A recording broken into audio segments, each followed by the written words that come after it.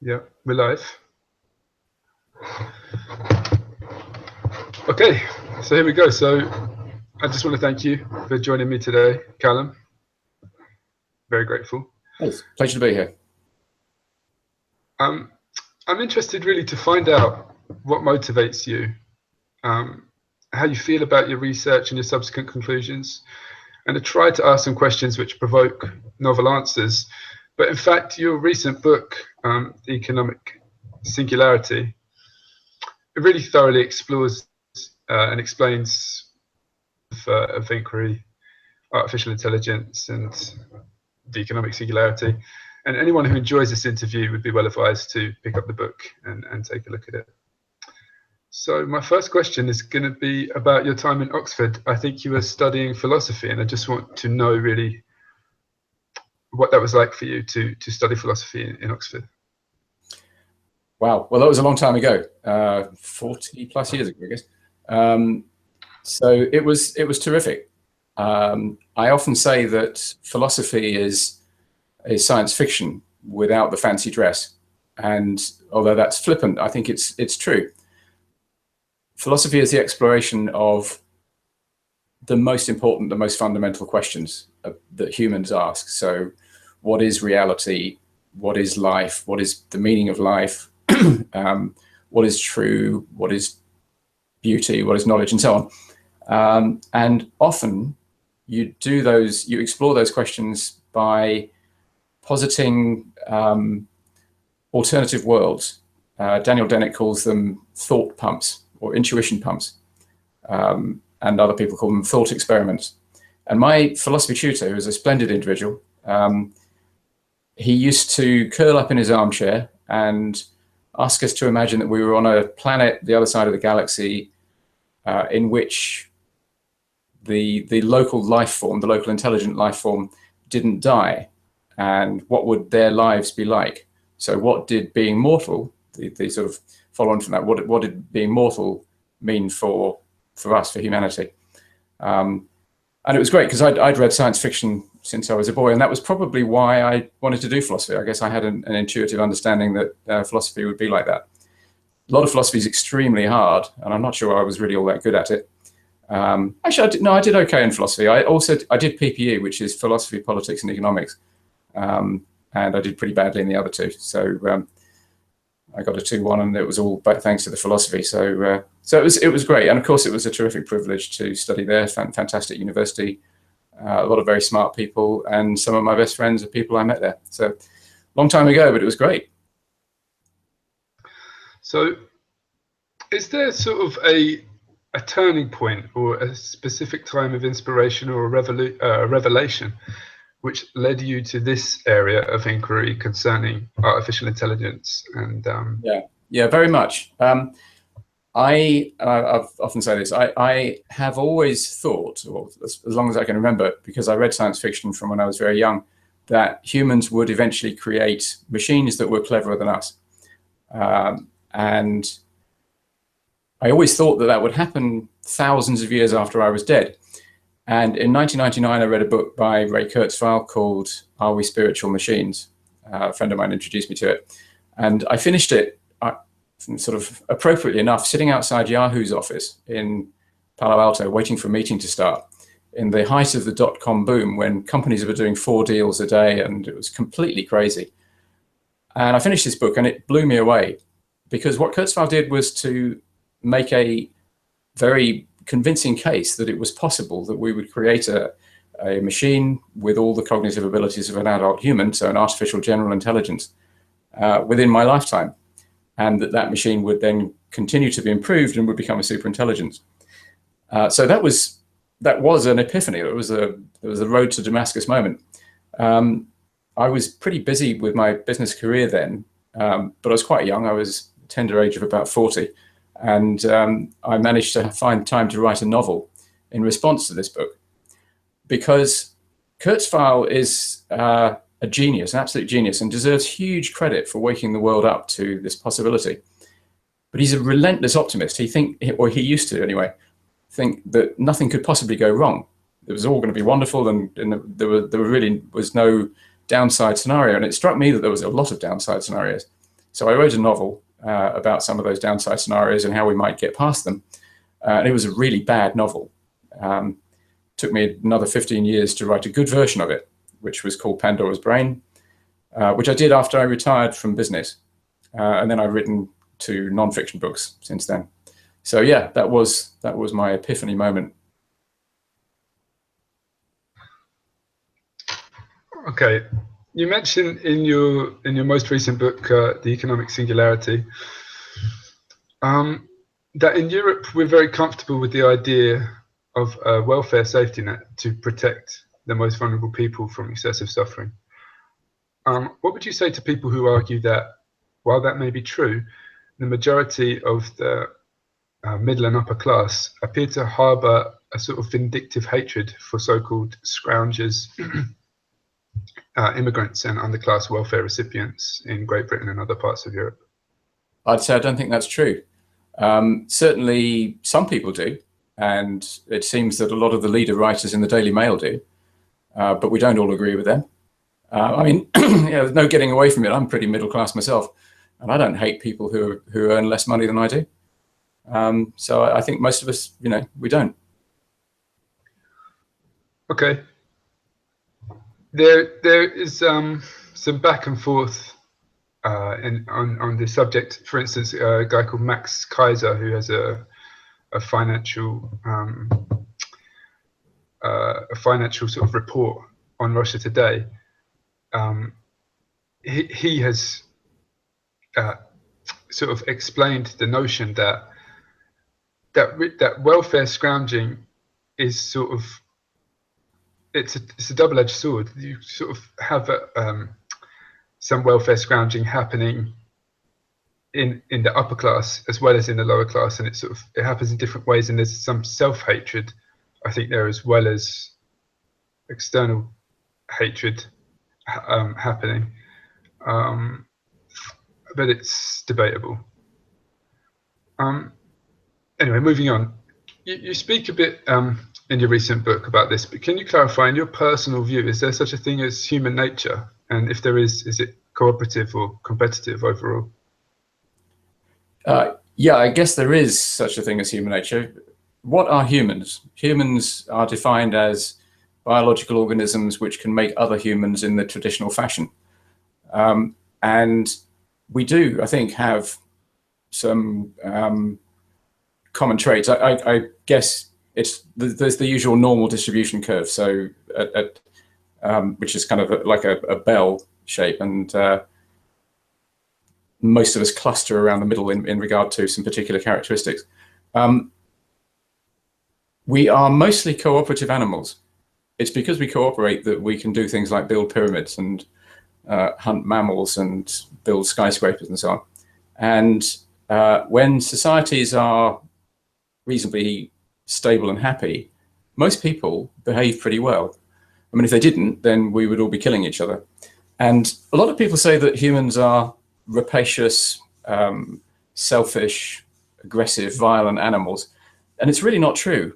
I often say to people when I give talks that, say there's 300 people in the room, there isn't another carnivorous species on the planet that you could gather 300 strangers of them in a room and they wouldn't kill each other. If you got 300 wolves or lions or hyenas in a room together, pretty soon you'd have 4 or 5 left and the rest would be dead. And we are able to cooperate to the extent we can sit peacefully on crowded trains where we're having a pretty unpleasant experience and not hit each other or bite each other or scratch each other most of the time. So I have a fairly optimistic view about humanity. Now, things can go badly wrong. We've seen that numerous times in human history. And when things go badly wrong, then the survival instinct can kick in and get people to be very, very unpleasant towards each other.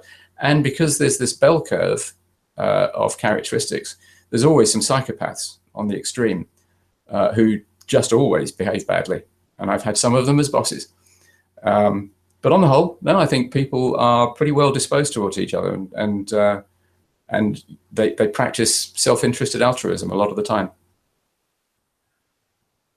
Okay, I really enjoyed chapter 5 in your book which deals with universal basic income. you've stated that UBI is going to be a necessary step to safeguard human well-being, and but that it won't be enough. So, in your opinion, what form should UBI take in Great Britain and the European economic area, and what steps are necessary to achieve that? Yeah. And if it's a stepping stone, what comes next? So I think universal basic income is not something we should have now. And I suspect you and I might disagree about that. The reason why I think we shouldn't have it now is I don't think we have an economy which can sustain it. And I don't think it's a good use of resources to pay Philip Green £10,000 a year or whatever it is that universal basic income would be. There's a socialist candidate for the French presidential elections who's proposed UBI there. And I think the calculation is that it would be about €600 a month, and it would cost something like 22% of French GDP to afford it. So, that to me is pretty clear evidence, and there's lots of other calculations of the same sort, that we can't afford it now. And of course, if we did try to introduce it now, it would have to be paid for by taxes, and any state which tried to introduce it, unless every other country in the world, all 200 of them, was doing the same thing, the rich people who are paying the taxes would just all leave. So I think it's completely impractical now. The reason why I think it may be necessary is simply that I believe that with the way machines, AI, is advancing, before long, and by which I mean 20, 30 years, most humans will not be able to do jobs for a living, because anything that the humans can do, the machines will be able to do for work, cheaper, better, and faster. That doesn't mean to say the humans are irrelevant. We will probably still, as a species, have a monopoly on consciousness, and I think that gives us a privileged position still, but we wouldn't be able to work for a living. And obviously, if people don't have an income, then they starve. And I don't think that I don't think we're going to want to let that happen. So some form of income which is not generated by work, you just get it because you're a citizen, is going to be necessary. Now, whether it has to be universal, maybe you'll have just the people who are out of work receive this income, and there'll be a minority of people who are, I don't know, deep learning programmers or something, who will still be working. Maybe they wouldn't get it. I'm agnostic about that. I don't mind. But I just think that we are going to have to decouple income from jobs in the next generation, if machines do take over all the human jobs, which I think they will. I mean, that could be wrong. At the moment, most economists think it is wrong. They think that that's the Luddite fallacy. I think they're guilty of the reverse Luddite fallacy, in that they refuse to take seriously the possibility of widespread technological unemployment. Yeah, well, actually, I would agree with you on that. Okay, can life still have meaning after automation and mechanization renders huge swathes of the population unemployable? What will people do with their lives if they can't exchange their labor for income? I'm living proof that it can. I retired 4 years ago, and I'm having more fun than ever before, writing books and giving talks about AI.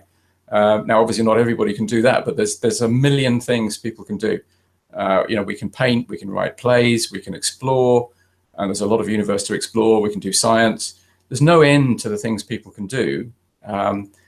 And there's two groups of people in particular who I think give a great deal of evidence and a great deal of reassurance that we don't need jobs to have meaning. One is people like me who are retired. I live in a small town not far from Brighton, and there's a lot of retired people down here, and they are really busy, organising festivals, organising the University of the Third Age, running support groups for the school. They're frantically busy, and they've no idea how they manage to fit a job in. And the other group of people who prove you don't need a job to find some meaning are aristocrats.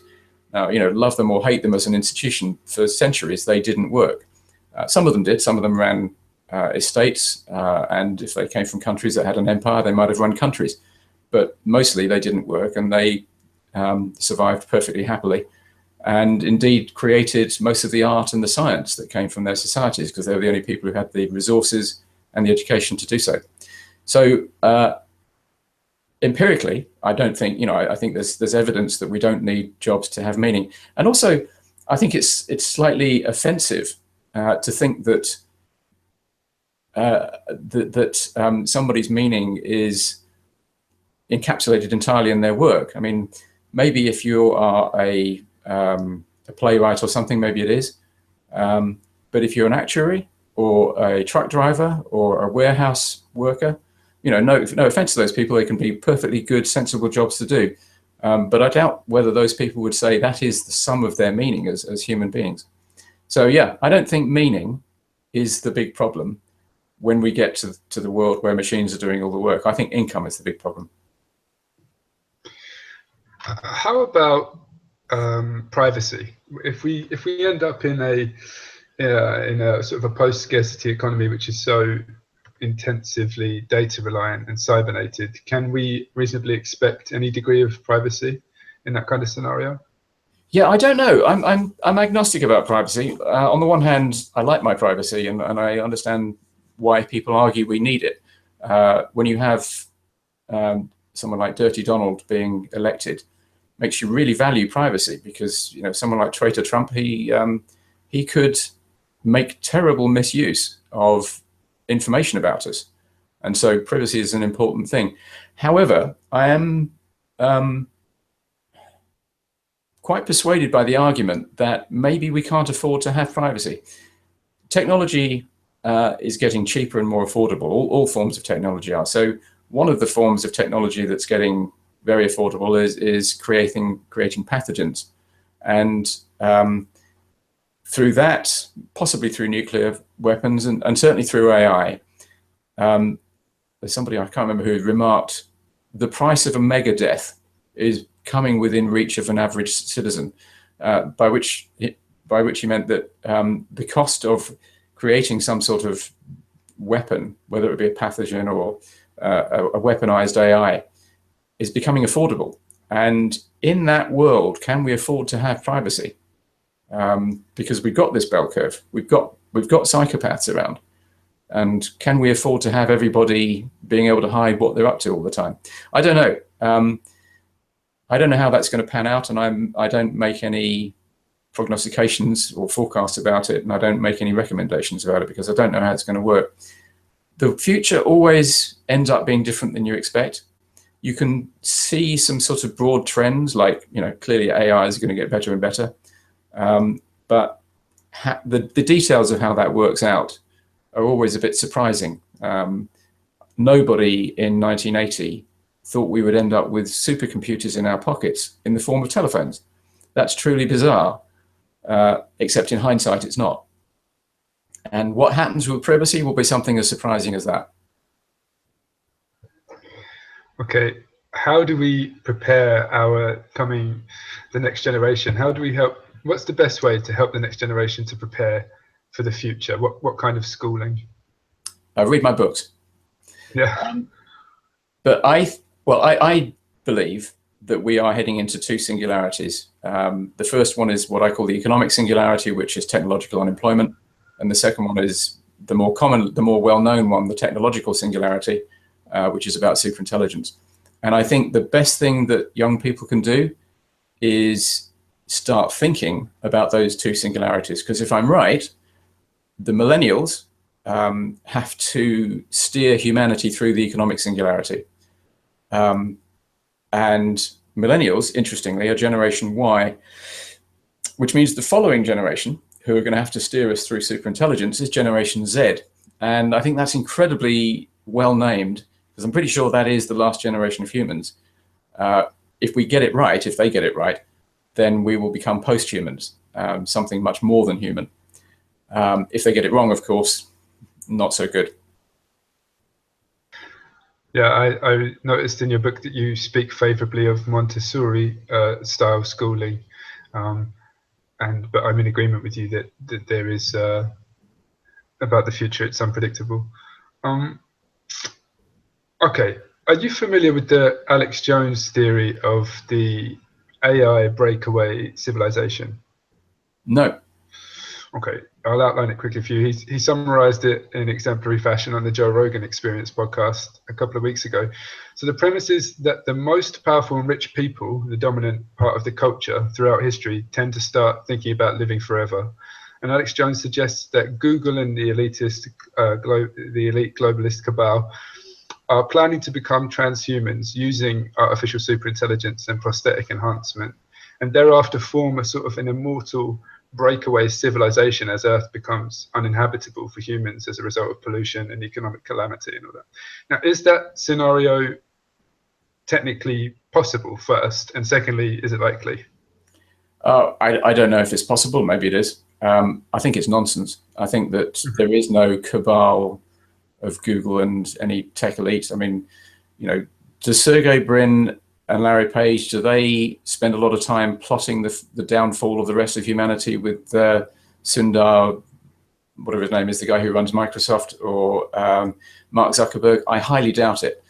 I actually think those people are driven to do what they do, not because they're greedy or aggressive, but because they're very excited about the future. I think they believe, and I don't know them, so I don't have any evidence for this, but I from what I've read, what they say, the way they talk, I think they think we are heading inexorably towards a Star Trek economy, the economy of radical abundance, in which all goods and services are effectively free because we have brilliant AIs, machines of loving grace, machines of great efficiency and power, and nanotechnology and 3D printing, and so all products and services are essentially free. And what they want to do, those people, is they want to speed up the progress of all of us towards those things. So I'm inclined to dismiss conspiracy theories like that. I think it's more likely they think that all of us could and should become immortal. And technologies, when they're new, they're very expensive and only available to a few people, but they very quickly become available to everybody. So when cars first came out, you had to be an aristocrat to have one. Now, most people, not everybody, but most people can afford a car. When smartphones came out, they were very expensive, and they're still not cheap if you want a really good one, but they're everywhere. You walk down the street and everybody seems to have one in the West. Similarly, the technology of extended longevity. I think the expectation of those people is that those technologies will be available for everybody, and I suspect they're right. I think either we all get to the wonderful post-human world, which includes great longevity, or none of us do. I suspect it's binary like that.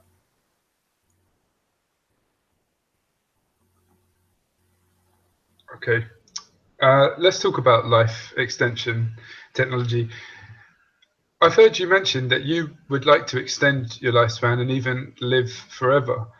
So I want to know why you would like to live forever, and I want to know if you also think that it will become possible during your lifetime to dramatically extend your lifespan. Yeah, I find it an odd question, and it's a perfectly reasonable question for you to ask. But I always think it's a very odd question. Why on earth wouldn't you want to live longer? I'm in my 50s, and I'm not bored with life. I want, like Roy Batty in Blade Runner. I want more life. So to me, it's a no-brainer. I do find it really interesting when you speak to most English people about the idea of living, not necessarily forever, but for a very long time. They go, "Ugh, what a horrible idea." And I just find that weird. You don't get that reaction so much from Americans. Americans seem to come from a more optimistic culture, and they embrace the idea more readily. Is it likely to be feasible in my life? Well, I certainly hope so. I'm not, to be blunt, I'm not really expecting it. I do plan to cryogenically preserve my brain. That is, I am fully aware of very long shot at the moment. But it's better than the alternative, which is, most definitely curtains forever, I think, because I'm not religious. I'm anti-religious. So, I wish that more people would donate money to Aubrey de Grey's charity, Sense. I donate to that. And I wish Google would hurry up with Calico and all the rest of it, all the other initiatives that are going. I hope that, they get their skates on and find a way to keep us going. So we get to longevity escape velocity before I snuff it. Longevity escape velocity being the point at which every year scientists add a year to your life. So you'd never actually get any older. And then eventually they rewind the damage, they undo the damage to your cells, and you get younger. And then eventually we upload into computers and go off into Kurzweil's not utopian, but glorious future. That'd be great. My best guess is no, I'm probably too old for it, but let's hope. We'll figure it out. We'll resurrect you. We'll get your DNA or something. Yeah, please do. All right. Is there somewhere we should draw the line? When something becomes technically feasible, but the implementation of which might be counter to human well-being, like time travel or knowing the future, is there somewhere we should stop technological progress? Nuclear weapons would have been a good thing to not invent. I think it's something that perhaps we might want to do, but I don't think we ever could. If time travel is possible, it will be invented, and it will be invented as soon as it can be invented. And if one group of people say, "Oh, well, let's refrain, we'll have a moratorium on it," somebody else will do it. So I think it's kind of I think it's an impossibility to stop technological development.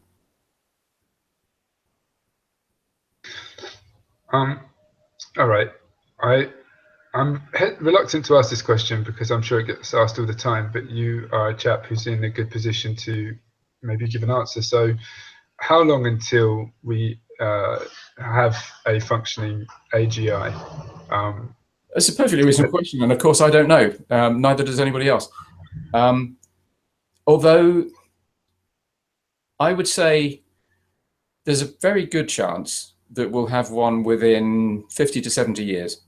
And I say that largely because that's what the Future of Humanity Institute, who I deeply respect, that's what they say, or at least what Anders Sandberg says. And the route that would get us there in that time frame is reverse engineering the human brain, so whole brain emulation. So you take an existing human brain which somebody stopped using, and you slice it very thinly, and you map the connectome of where all the neurons go and all their connections down to, say, a molecular level, and you create a model of that brain inside a computer. You have to do some scanning of live brains as well to work out how those neurons all interact, and you sort of start it up, kickstart it, and it will do braining, because that's what brains do. And what braining is creating a mind. And there've been a reasonably rigorous calculations that suggest that should be possible in 50 years. Now, we may get there a lot sooner if deep learning continues to improve at the rate it's going. There are people that I greatly respect who think we'll get there in 25 years or so. So I don't know, anywhere in that time period. I won't be alive probably, but I'd be surprised if it hasn't happened within 100 years. I'd be pretty surprised if it happens before 25.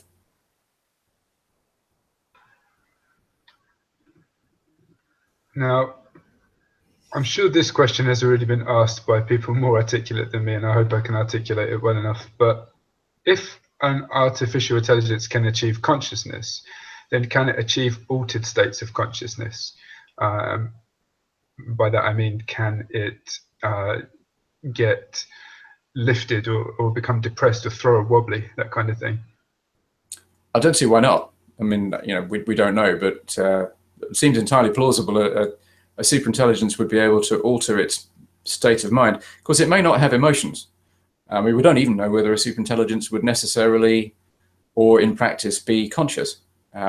Consciousness may be a very bizarre byproduct of the human route to intelligence. We think it's the most important thing about us, but other intelligences may think it's quite weird. Although what that means to think that, I'm not sure. But maybe a superintelligence would have all sorts of wonderful emotions, or maybe it would have none. Who knows? Love to be around to find out. All right, down to my last couple of questions now. We're running out of time, I think. So I was surprised to find no mention of the Venus project in your in Economic Singularity. Jack Fresco's vision of a futuristic cybernated resource-based economy can't have escaped your attention, and I'm just interested to know if there's any specific reason you left it out. I heard him interviewed on Nick Daniloff's Singularity one-on-one program, and I thought he was a nut job. That will probably make me very unpopular among many of your audience, maybe. So I apologize, but yeah, that was what I thought. Okay, that's fair. So at the end of chapter 4 of your book, you look at what life on Earth might be like in a sort of a smooth and a happy outcome. Thinking about the transition, could you speculate on the kind of sequence of events that could lead to an a.s.i. Generating a sort of a paradise on Earth? Not really, to be honest, because you know, as many people have observed, once a superintelligence is thousands of times smarter than us and is able to solve all our problems for us, like poverty, war, and death, and so on, its thought processes will be as alien to us as ours are to an ant. So it's really hard to know what it will think. People have had a go at doing it in novels. I'm not sure anybody's done it terribly successfully. So now I can't really say what it would be like. I just hope that we manage to create the first superintelligence, which I believe we will do. I think we'll create a superintelligence, and I just hope we make sure that it's very friendly and really likes humans and wants to solve all our problems, and then wants us to join it. Because I think if we don't join it, Elon Musk sort of referred to this quite recently, saying that if we don't become cyborgs, then we will, you know, probably sort of wither and die. And I think that's probably right. If we become the second smartest species on the planet by a factor of, you know, by several orders of magnitude, that would be a very depressing experience, even if it doesn't decide to wipe us out or do it by accident. So I think we would have to join it. How that would happen, I guess you have to be a superintelligence to find out. Okay, so I'll put after this in the description, I'll put links to your blog and websites and Twitter and things. Is there any forthcoming publications or events that you'd like to plug before we sign off? I'm working on a book, but it's very early stages, and I do blog away and I tweet away like crazy. I really like Twitter. So if people think I'm worth listening to, then Twitter and the blog are the places to find me. Wonderful. All right. Thanks again, Calum. Appreciate it. Pleasure. Nice talking to you. Cheers.